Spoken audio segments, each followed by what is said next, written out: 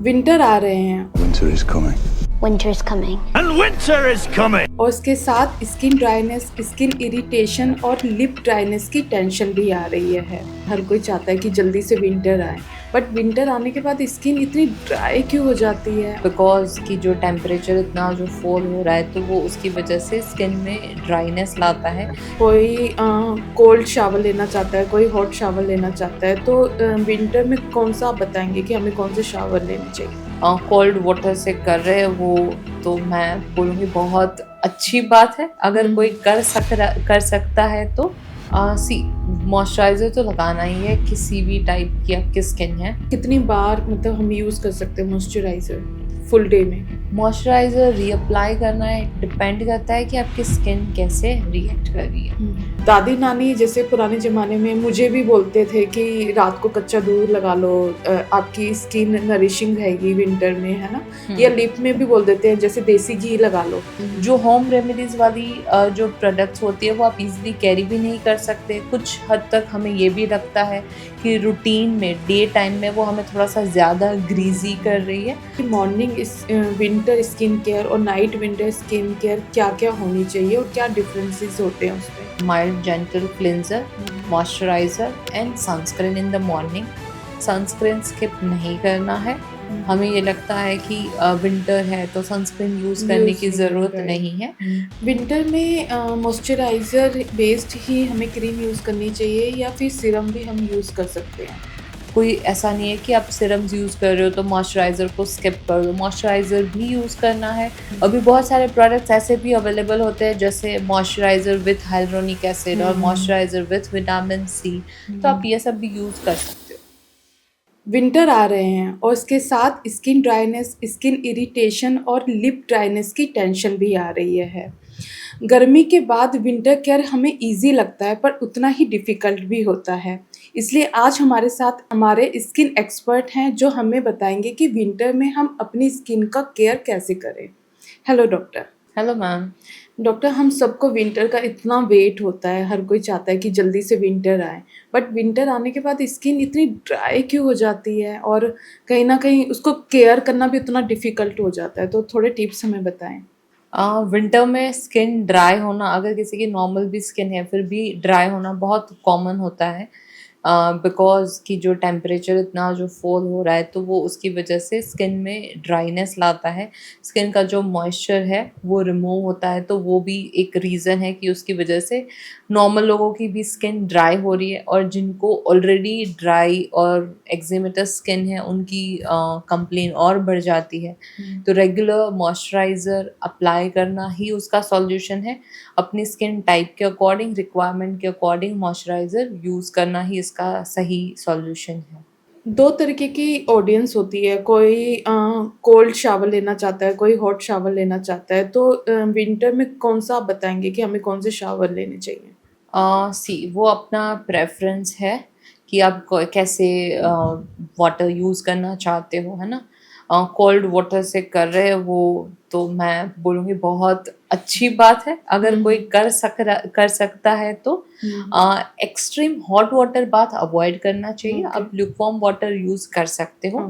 बाकी आपका प्रेफ़रेंस है, बट मेरी तरफ से सजेशन यही रहेगा कि एक्सट्रीम हॉट वाटर बाथ से और ड्राइनेस आती है वो, और स्किन में इरिटेशंस आती है, तो वो एक अवॉइड करना है। ओके, तो यानी एक रीज़न ये भी है कि हम ज़्यादा गर्म पानी यूज़ नहाने के लिए करते हैं, तो उससे भी ड्राइनेस बढ़ती है। यस, वो बिल्कुल नहीं करना है। आप हल्का-सा गर्म पानी यूज़ कर सकते हो। ओके। डॉक्टर, ये भी एक मिथ है कि जिनकी ऑयली स्किन है ना?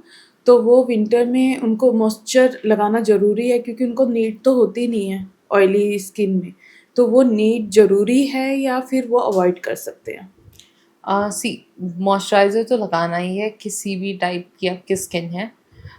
विंटर में भी अगर किसी की ऑयली स्किन भी है तो वो भी, उनको भी थोड़ा बहुत ड्राइनेस तो फ़ील होता ही है। आपको बिल्कुल ड्राइनेस फ़ील नहीं हो रहा है तो आप अवॉइड कर सकते हो, पर मेरा सजेशन तो यही रहेगा कि आप कम अप्लाई करो। जैसे किसी की नॉर्मल स्किन है तो वंस इन अ डे भी इनफ है। ड्राई स्किन है तो विंटर में आपको 4 to 5 times good moisturiser thick layer में अप्लाई करना ही करना है, तो ही वो आपको स्किन में हाइड्रेशन देगा। और जो ड्राइनेस की वजह से जो डिसीज़ होते हैं जैसे कि एक्जिमा है, कुछ हद तक हम बोल सकते हैं कि सोराइसिस है, तो उन सब से वो आपको प्रिवेंट कर सकता है, उन सब में आपको हेल्प कर सकता है। विंटर में कितना लेयर मॉइस्चराइजिंग लगाना ज़रूरी है? या कितनी बार मतलब हम यूज़ कर सकते हैं मॉइस्चराइज़र फुल डे में? मॉइस्चराइज़र रीअप्लाई करना है, डिपेंड करता है कि आपकी स्किन कैसे रिएक्ट कर रही है। Full body moisturiser I suggest कि 2 टाइम्स तो लगाना ही लगाना है। Hands and feet usually exposed रहते हैं, एंड उसमें भी हैंड्स बहुत ज़्यादा एक्सपोज्ड भी रहते हैं, वॉश भी करते हैं। तो हैंड्स एंड फीट्स पे आप 5 टाइम्स 10 टाइम्स जितनी भी नीड है उतना अप्लाई कर सकते हो।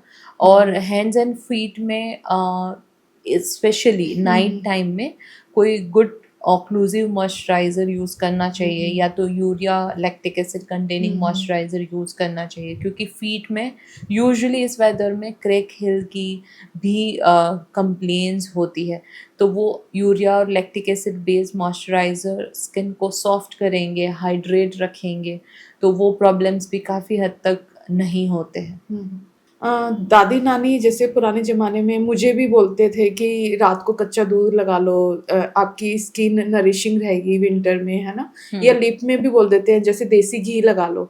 तो होप सो कि आपके घर में भी बोला ही होगा।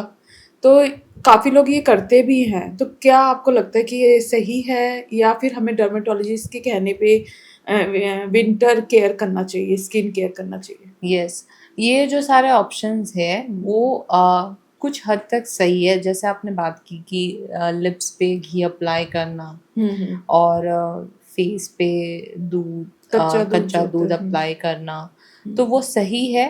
पर कुछ हद तक जैसे सबकी लाइफस्टाइल है उसके अकॉर्डिंग फिजिबल नहीं होता है।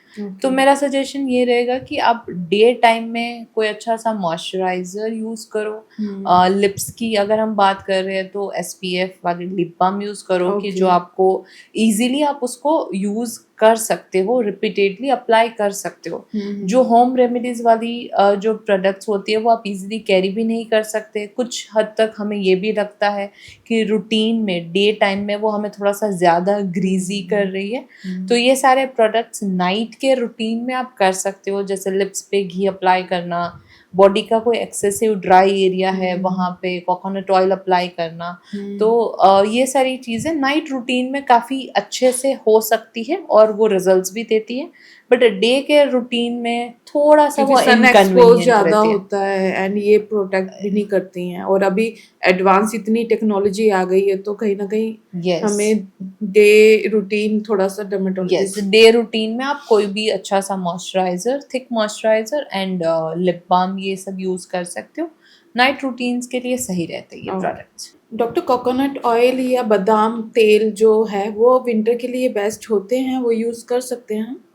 यूज़ कर सकते हो। जैसे मैंने इससे पहले आपको बताया कि ऑयल्स ऐसा है कि आप डे टाइम में कन्वीनियंट सबके लिए नहीं रहता है।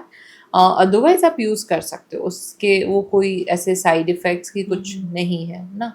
सारे ही मॉइस्चराइजिंग क्रीम ऑयल्स का एक ही रोल है कि आपके स्किन में जो भी ड्राइनेस है उसमें वो मॉइस्चर प्रोवाइड करे, स्किन के ऊपर एक लेयर प्रोवाइड करे ताकि जो स्किन का मॉइस्चर है वो इवोपरेट ना हो। थोड़ा सा हमें ये भी समझाइए कि मॉर्निंग इस विंटर स्किन केयर और नाइट विंटर स्किन केयर क्या क्या होनी चाहिए और क्या डिफरेंसेस होते हैं उसमें? ओके, अगर हम फेस की बात करें तो फेस के लिए एक माइल्ड सा क्लेंजर, अगर किसी की ऑयली स्किन है तो वो medicated cleanser like salicylic acid वाले यूज़ कर सकते हैं once in a day. Otherwise mild gentle cleanser, moisturiser and sunscreen in the morning. Sunscreen skip नहीं करना है। हमें ये लगता है कि विंटर है तो सनस्क्रीन यूज़ करने की ज़रूरत नहीं है, बट विंटर के सन रेज भी उतने ही हार्मफुल होते हैं जितने कि समर में है। तो 3 ये बेसिक स्टेप्स होने ही चाहिए। अगर कोई उससे भी थोड़ा सा एडवांस करना चाहता है तो vitamin C and niacinamide based serum morning में बिल्कुल सही रहते हैं according to the weather. Night skin care routine में सिर्फ cleanser and moisturiser will give you a good results. अगर आप कुछ एक्टिव इंग्रेडिएंट यूज़ कर रहे हो और स्पेसिफिकली उसमें से रेटिनॉल कर रहे हो तो रेटिनॉल आप वंस और ट्वाइस इन अ वीक ही यूज़ करें। Other active ingredients like salicylic acid है, हाइड्रोनिक एसिड है, वो सब आप कर सकते हो यूज़, बट सनस्क्रीन लगाना डे टाइम में नहीं स्किप करना है।